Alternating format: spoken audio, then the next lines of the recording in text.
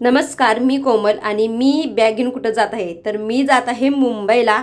मी आणि माझी मुलगी म्हणजे पिली आम्ही दोघीच आता मुंबईला जात आहे. 10 दिवस आधी रोडचं काम चालू आहे त्यामुळं ट्रॅव्हल्स आमच्या इकडून जात नाही. त्यामुळे मी आता हेळेवाडी तिट्ट्यावर इथं उभी आहे. कुठं फिरायला आला? गावाचं नाव काय?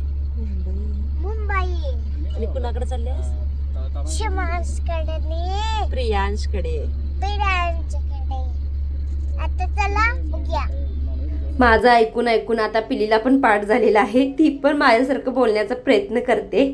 आणि आता वाजलेले आहेत पहाटे 6. मलाडमध्ये पुष्पा पार्क येथे मी आता आलेले आहे. 8 वाजता पोहोचणार म्हटलेले पण 6 वाजलेले आहेत. लवकर पोहोचले गाडी आणि मी आता वाट बघाली संतोषची. मुंबई हे शहर कधी झोपत नाही. स्वप्नांची नगरी म्हणतात मुंबईला. आता ते का ते तुम्हाला तर सगळ्यांना माहीतच आहे. इथं सतत वर्दळ चालू आहे. मी आता वाट बघत आहे संतोषची. मुंबईमध्ये आले आणि शांतता भेटणार असं तर अजिबात होणार नाही. जिकडं तिकडं वर्दळ. संतोष आला, मग संतोष मी पिली घरी गेलो आणि त्यानंतर झोपी गेलो कारण मला रात्रभर ट्रॅव्हल्समध्ये झोप लागली नाही. आणि मग काय मस्त संध्याकाळी 4 वाजता तयार वगैरे होऊन आम्ही गेलो पिक्चर बघायला. अचानक प्लॅन ठरला. संतोष बोलला की चला पिक्चर बघायला जाऊ. त्यामुळे तो सरळ कामावरून तिथं येणार होता. मग आम्ही पण तयार झालो आणि आता संध्याकाळचे वाजलेले आहेत 6:30. आमचा शो होता 7चा.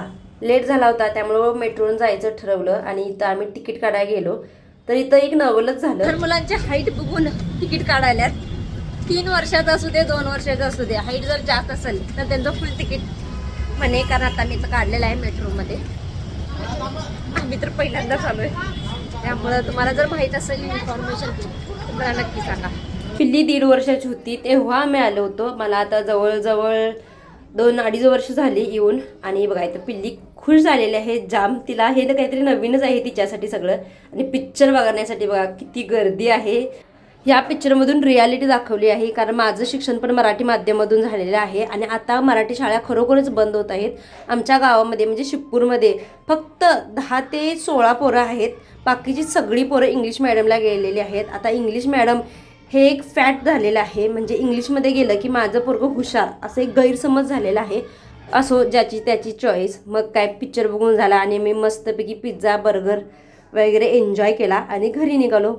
फॉलो केल्या नसाल तर लवकर फॉलो करा. बाय.